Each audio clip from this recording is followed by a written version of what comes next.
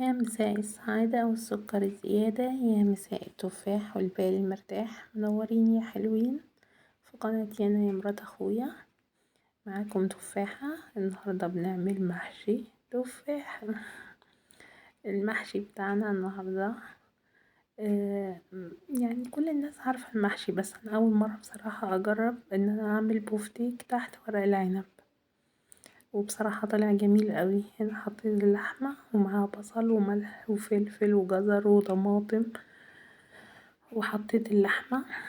طبعا كنت مشوحاها اللحمة الأول في الجريلا بملح وفلفل، وخدت نص سوا تقريبا، وهي بوفتيك بتستوي بسرعة. وحطيتها في أرضية الحلة، وهنا بقى لفيت الورق بتاع العنب بتاعي، شفتوا شكله حلو ازاي. وكنت عاملة كمان معاه محشي كوسة وقرنين فلفل حراقين مولعين نار. شايفة يا خوخة يا مرات اخويا الكوسة عاملة ازاي؟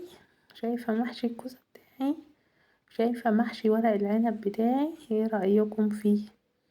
محشي يا محشي تفاحة استوى. محشي تفاحة استوى.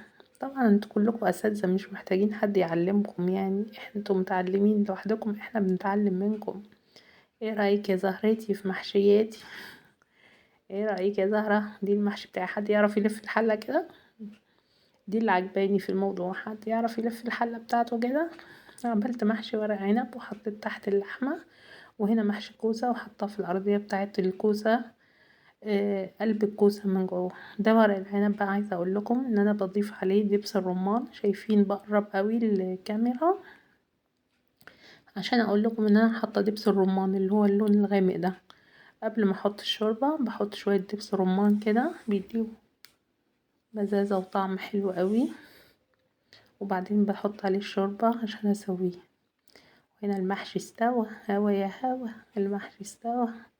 دي الكوسه حمرتها في الفرن، طالعه بالشكل ده. وحرقت الفلفل ده مش محروق يا خوخه، هو ده كده شكله حلو وبحبه، بيبقى مقرمش. انا كنت ببقى دهن الوش بشويه دبس الرمان برضو. وده محشي ورق العنب على النار لسه بيستوي بيتردد، هيخلص اهو، وهقلبه وهوريهولكم. واو، ايه رأيكم؟ شايفين؟ بصراحة اول مرة اعمله وطلع معايا حلو قوي. اللحمة تحت اهي، ومع البصل والطماطم والجزر والملح والفلفل، ومتظبطة قوي يعني، وكانت مستوية قوي. شايفين ورق العنب؟ مفيش حاجة اتحرقت ولا حاجة لزقت في الحلة ولا اي حاجة، واتقلبت وطلعت اهي. كنت عايزة اصور لكم وانا بقلب الحلة، بس كنت ماسكة التليفون مش هينفع. ايه رأيكم؟ حلوة؟ عجبتكم؟ بالهنا والشفا. تعالوا اتغدوا معانا.